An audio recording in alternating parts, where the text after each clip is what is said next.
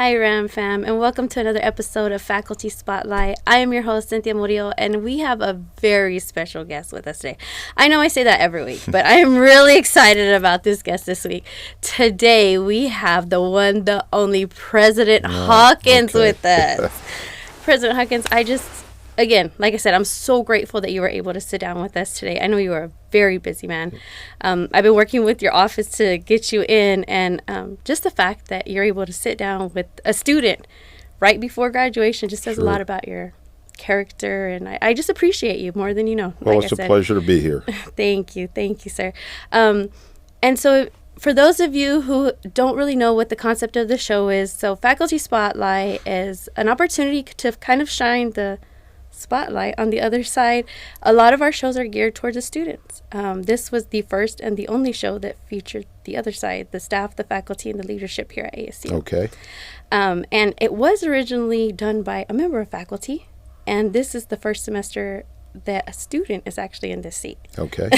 All right. So I know, I love it. And so something that I wanted to bring to the table this semester is kind of just breaking down those invisible walls that we put up. You know, sometimes it can be intimidating when you're approaching leadership or deans or the president, you know. So I want people to get to know you, to be able to maybe like, hey, you know, we listen to the same music, or we watch the same shows, or we drink the same kind of coffee. I don't know. Okay. I mean, those are just some of the things I've related to. I understand. But anyways, President Hawkins, again, excited that you're here. So can you tell us a little bit about, well, let's go back. Let's start from the beginning. So where'd you grow up? Are you from around here? Well, yes and no to that question right there. I'm a military brat. My father was in the military for 25 years, so I've had what is commonly known as an ID card since I was 12 years old from the military, from the United States Air Force, to be exact. We moved to San Angelo back in 1969 when I was in the 9th grade. And so did I grow up here? I say yes to that because that's where I spent, if you will, the formative years of my life. And then went from the 9th grade all the way through high school here in San Angelo. Met my wife Maria in the 10th grade. Wow, and so, 10th grade? Oh, in the 10th grade, we had world history class together. So Lakeview or Central? It's Central, all the way around. So, but no problem with Lakeview. Have relatives there right now. I went to both, so. So, but the truth be told, that I came to Angelo State on a track scholarship, and so, yes, this is where I grew up. And so, and when people ask, you know, where's home? San Angelo's home, and it's always been that way since. That's where I just said my formative years were established here. Yes, for sure. So do you still enjoy running? I can't run anymore. I shouldn't say can't. I choose to not run anymore. My knees don't work that way, but I do get on a Peloton, and I do a lot of walking. Matter of fact, I walk a lot across this campus. Yeah. A lot of walking space around here. That's for sure. That is for sure. So, when you were a child growing up, what did you want to be when you grew up? Did you ever think you'd be doing what you're doing now? No, I never did, and I never did even after I graduated from Angelo State, or really retired from the United States Air Force. Never thought that I would be the president at Angelo State University. I did have an inclination to be in education, but I thought after my time in the military I'd go be a teacher, primarily in a primary school system. Yeah. And more importantly, I thought kindergarten through third grade. Really? And so that was I don't want to call it an aspiration, but that was my thought. But then, after having been in the military and the like, I did not ever think I was going to be here, because I also have an inclination and a desire to serve God. And amen. So my wife and I had a missionary ministry in Haiti. We since have moved that to Acuña, Mexico, but my thought was I was going to be a missionary the rest of my life after retiring from the military. Wow. Yeah. Wow. So fun fact, I'm also in ministry, but I do youth ministry. And I have one of your members that comes to youth on my Wednesdays, DeMarque. Yeah. Yeah. That's for sure. Yeah. So anyways, I thought that was really cool. But yeah, so definitely get that. So how do you feel that you manage? Well, let me ask you this first. How does it feel coming back to ASU after you've attended? You were here on a track scholarship, and now you're president of ASU. Right. How does that feel? Or Well, I consider it to be a blessing and an honor to do that.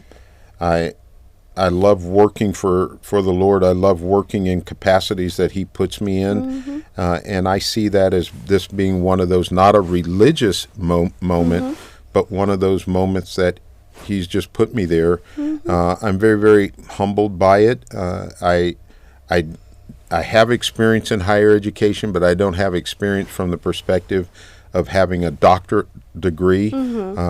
But it's exciting for both myself and Maria. We've had an exciting 5 years, and we're looking for even more after this, and so it's an interesting time. Yeah. So speaking of the last 5 years, where do you see yourself in the next 5 years? I see myself still here in the next 5 years, and wrapping up a quote unquote career during that time, or by that time frame. But I see myself still being the president and still doing things while working in my church and pastoring a church too. So all of those things come together in a formative and a logical manner to me. They really do. He makes all things work together. He does. He does. I love him. I love that. So let me ask, do you struggle with, because sometimes God puts us in places and you want to do well and you want to honor Him, and do you struggle with maybe getting a lot of, hey, can you help here? Can you do this? A lot of opportunities, I guess, and how do you know which ones to say yes to and which ones to say no to? Yeah, I can't tell you the exact reasons for saying no, but I don't struggle with saying no. And so I don't have any, I think about those things. And just as you said, I'm very, very busy. I don't see myself as busy, but I see myself as watching what I do and making sure I'm doing the things that are called out for me to do. So it's not hard to say no when you learn and have valid reasons for doing so. Yeah. Yes, for sure. So what do you like to do when you're not here, when you're not working? Well, what I'm doing is probably preparing for a sermon, probably looking in the Word of God, probably spending time with my wife Maria, and just doing things such as that. I don't watch a lot of TV. I don't listen to a lot of the radio. That doesn't mean I don't know what's going on there. I kind of sort of do. I may not know the particular people that are trending right now, but that doesn't take me long to go find that out. And for sure. But I just don't spend a lot of time in those venues right now. And that's not to say I find them abhorrent or I find them not useful, because they are. But my time is probably spent preparing a sermon, other than being in the Word itself. Yeah. Yeah, love that. And sometimes we don't have to necessarily listen to the radio, but, just like at church we have our praise and worship. Is there like a certain song that you're really enjoying right now, or certain? Wow. There are a lot of those. I Know Who I Am, made by, I forgot the name of the artist, but it'll come to me in a minute. But yeah, there are certain songs that touch my heart in a special way. Yeah, for sure. And what do you feel like there might be something that maybe we might not know about you? Is there anything that you'd like to share that maybe not everyone knows about you? Yeah, I don't know that I could share something in that vein. I love what I'm doing. I love being a father. I love being a grandfather. And I just do those things. I love mentoring. I love walking on the mall here, seeing the students and talking to the students. But I try to be true to myself and them at the same time. Yes. And so probably, if anything, it's people might think I'm aloof, and that could probably be the least thing that is true about me. If you stop me and start talking, I'm going to start talking with you. Yes. And sometimes I stop people and start talking. So I can't talk about something that is private. And to that fact, Maria and I have given up our private life when we were even in the military. And being a general officer, you're always on display. You're always on the move. You're always on doing things. and being the president of a university the same way, and being a pastor of a church the same thing. So there's very little private and quiet time that is there. So there's just nothing, that I would say that's none of your business, if you will. And so what is something that people don't know about me? I don't know if I can I'm tell an you open book. Yeah, pretty much. That's pretty awesome. Much. So, how do you start your mornings? Like, do you have a morning routine? Yeah, I do. I'm up usually around 4:30, 5 o'clock. Wow. I go into a room that my father, he passed away, but when he was living, my wife and I took care of him. And I go into that room not because it's his room, but because there's a chair there that I'd given to my mother when she was living at the time to lift her up out of that chair. And that's where I do my reading and my praying and all of those types of things in the early morning. My email that I'm possibly catching up on that I didn't see the night before. And I do that from 4:30 to about 6 o'clock. And then I get ready for work after that. Yeah. Awesome. I shouldn't say get ready for work. I've been doing work even during that time frame. Yes. It could be signing letters that I need to look at, setting up appointments that I haven't done before and need to get done. It's just catching up on all those types of things. For sure. But it usually starts around 4:30. Wow. So what time do you go to sleep at night? Around 11:30. Wow. Yeah. Impressive. No, I don't know. I don't know if I say that, but that's usually the time that. And to that point, though, when my head hits the pillow, it's going. It's lights out. Yes, for sure. And I got the Fitbit deal and all, and it tells me when I've been restless and the times like that. But for the most part, that's usually the standard that I live by. Awesome. Maria and I'll probably watch TV late at night and watch a show, whatever that might be. My favorite shows are Law and Order from way back when, and so we'll turn on YouTube and take ourselves back, and we'll watch that together and head to bed. Yeah, for sure. Yeah.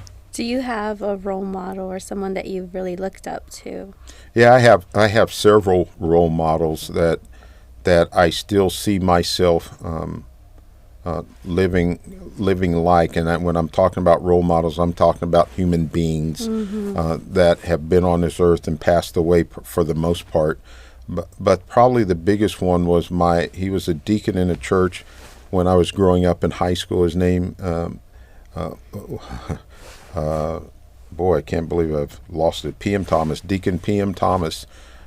He's the person who probably set me on the path that I'm on right now. I was a horrible kid and student from grade school all the way up to the 8th grade. And knowing him and working with him and wanting to be like him changed in the 9th grade. And then I met Maria in the 10th grade. And so, aside from my father, who has always been a role model, and I'd say a disciplinarian, not from an evil perspective, but he was very structured. And I find myself that way as well. Okay. And so I would say those two individuals are the role models that I have, and the third one being Maria herself. And so having been married for 51 years, those things come together as well. Having known her for 55 years, it's just kind of sort of easy to know each other and know what she's thinking before she speaks, and vice versa. So yeah, that's where the role models would be. That's awesome. Yeah. Is there anything happening on campus or anything in the works that you're excited about here at ASU? Well, everything. I mean, it runs the gamut from the academics all the way to the athletics, from the alumni to the students that are on the campus, from the events that we're having. I mean, we just had our awards banquet for the faculty and staff just yesterday. The students had theirs, the Rammy Awards, on Wednesday. The student athletes had their awards 2 weeks ago. We have athletic competition going on in the Lone Star Conference right now. Yes. We have our honors program that's going to go on I think it's next Monday, recognizing all of those. We have our graduation coming up in 2 weeks. Yes. And so I'll be all at of that those one. things are exciting. I would be too. But all of those things are exciting. Yes. You walk around this campus, you see buildings. The Meyer Museum is under construction. Yes. I just walked past out of the administration building. They're finally taking down the fence around the Elta Joyce Murphy Auditorium. You walk over to the other side of the campus, you see this band, the field that we laid out for the band to be able to practice on. And then you see the community using that in the evening time. You walk over on the other side of campus, you see a new golf complex that is out there. You just go all over you walk out to Mathis Field or ride out to Mathis Field. You have an aviation facility, classroom, that training facility that's out there. It's soon to be known and seen. We're going to be other places here in San Angelo. So yeah, it's exciting all over. A lot of excitement. And the biggest excitement is always graduation.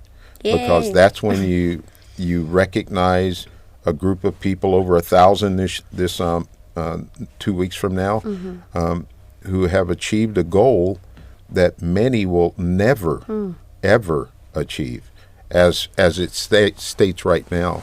So all of those things are exciting to me.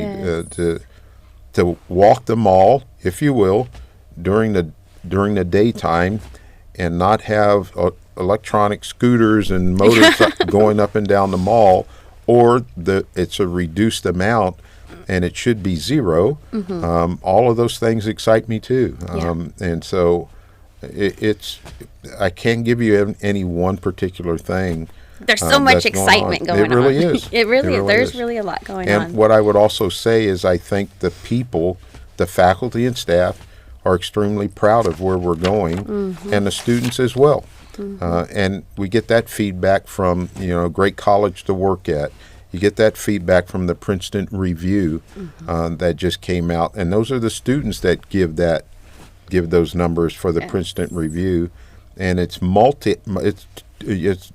over, I think it's over 14 years in a row that the students have been saying what they've said. Same thing goes with the great college or great university to work at, and so all those things are positive. Yes, for sure. And one thing about being in this chair is I get to interview a lot of the faculty, staff, and leadership, and I can honestly say I have enjoyed it. My peers have enjoyed it. Good. In case there's you can see there's a whole little paparazzi out there, but we really have enjoyed getting to know the faculty, staff, and leadership.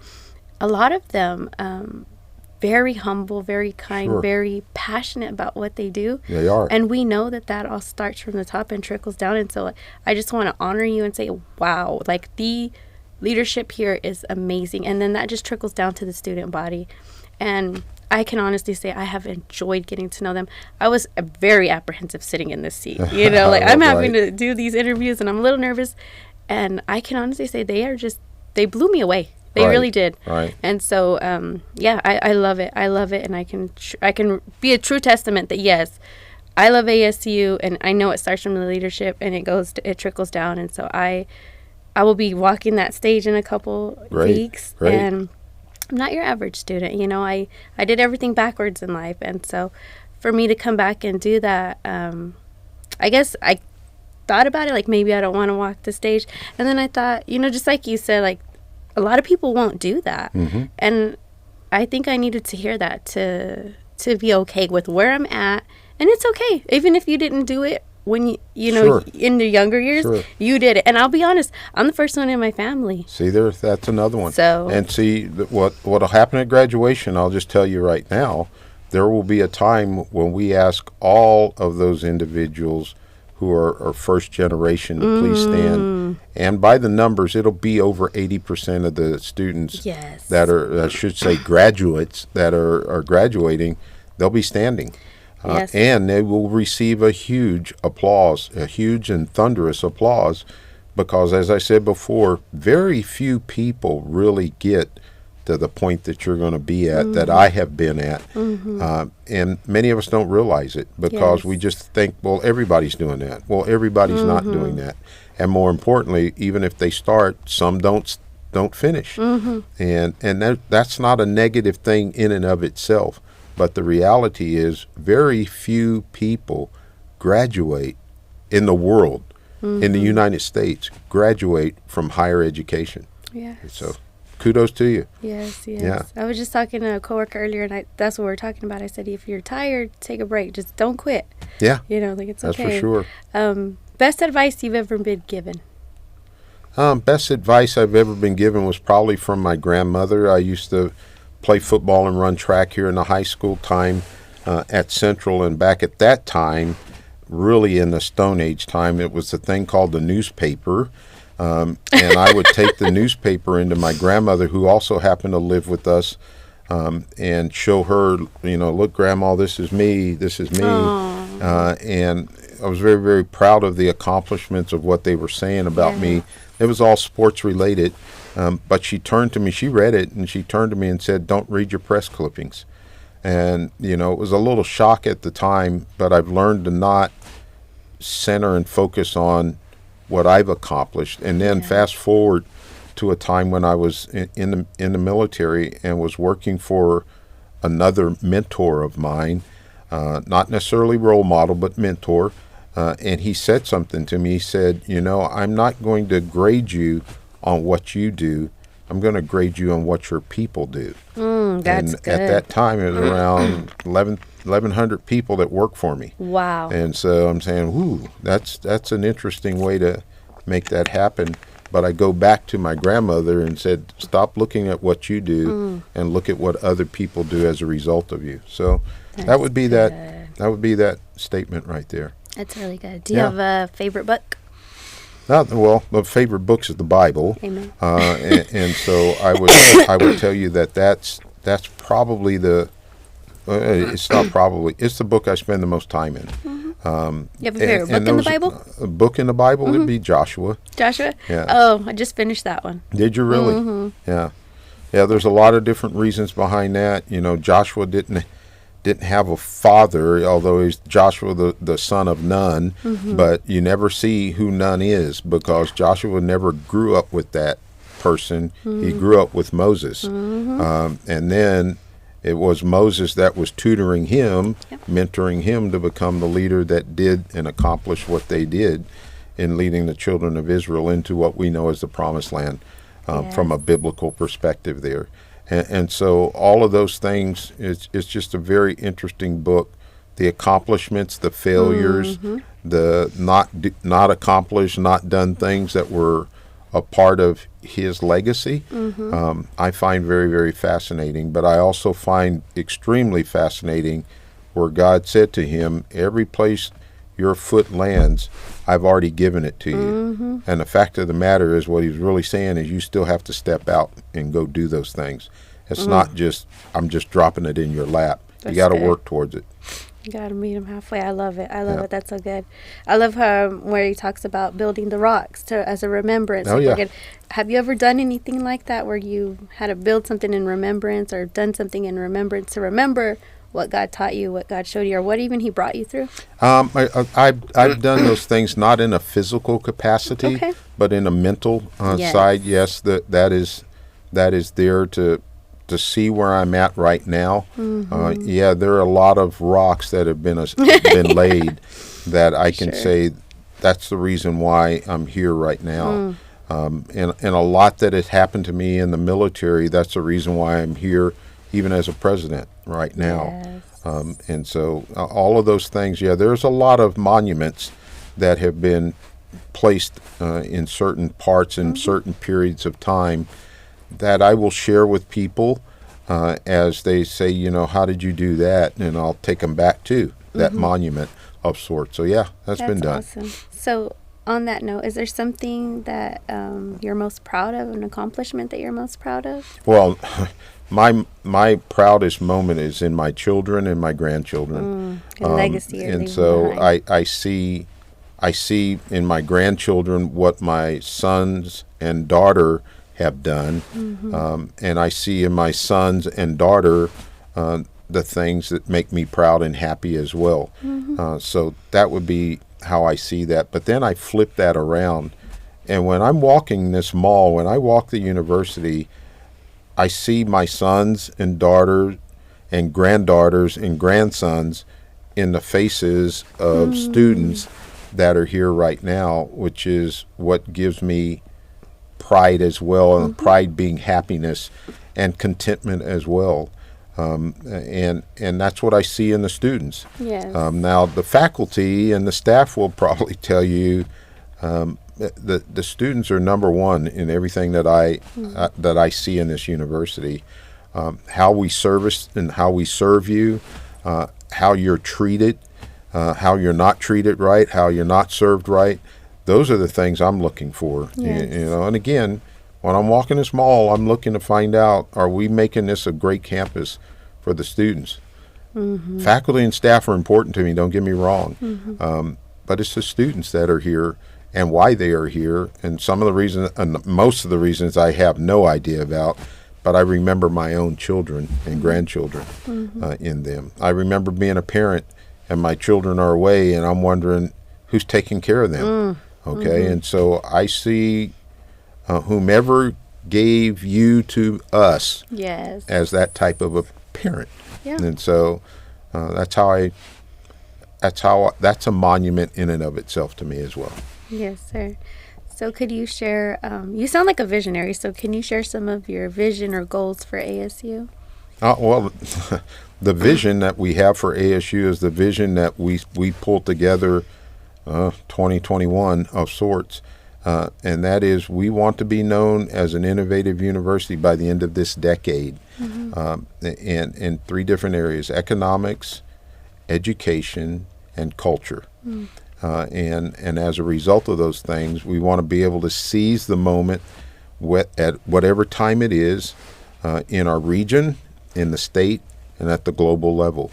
And so there are a lot of different things that are going on at those three areas right there, up into those three pillars that I just talked to you about, that have us doing things now that are going to help us not just be here and at the end of the decade and moving into, what would it be, 2030, but we're looking at 2045. And so we know there are things that haven't even been discovered and or invented right now that is going to get people to 2045. But there is an old adage that goes, when's the best time to plant a tree? 20 years ago. Yeah. When's the next best time to plant it? Right now. Yeah. Yes, And sir. so that's how we're working right now. There are a lot of things changing at this university that possibly and could have possibly changed sooner, but they're changing now. And there's a lot of things that will change that I can't even begin to describe to you that are going to make us better. Never in 5 years, because that's how long I've been here, would I have thought we would be standing up an air traffic control program here at Angelo State University when we're standing it up. Never in 5 years would I have thought we're going to be renaming the K. Bailey Hutchinson Center for Cyber Intelligence, Innovation, and Security Studies, renaming it to the K. Bailey Hutchinson Institute. Never thought those things, but we're going to be doing it. You know, we're purchasing, we're attempting to purchase land where we can expand this university. Never thought I'd be doing that. And so all of those things set us to where we can be doing things in 2030 that we can't be doing right now in our current state. And so, yeah, those are exciting times. Yes. And I want to be respectful of your time, President Hawkins. So I have one last question for you. What do you find most challenging about your role as president? The most challenging thing is handling the budget here at Angelo State University. And it's not because it's been poorly done. I'm stepping into this for the first time, and this is my third go at proposing a budget for ASU that's going to be our budget for the next 2 years.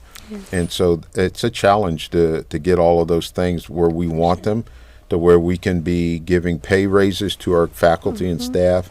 We can be improving things on the campus. And so that's the most challenging thing for me. Okay. Well, we are out of time. Is there anything you want to leave our audience? Any words of wisdom? Any shout outs you want to do? Well, my shout out is to the faculty, staff, and most importantly, the students. Go Rams and Rambills. Okay. Y'all heard it here first. This will be our last show for the semester. I hope y'all enjoyed Faculty Spotlight, and we will see you guys next semester. Thank you again, President Hawkins. Thank you. It's been fun.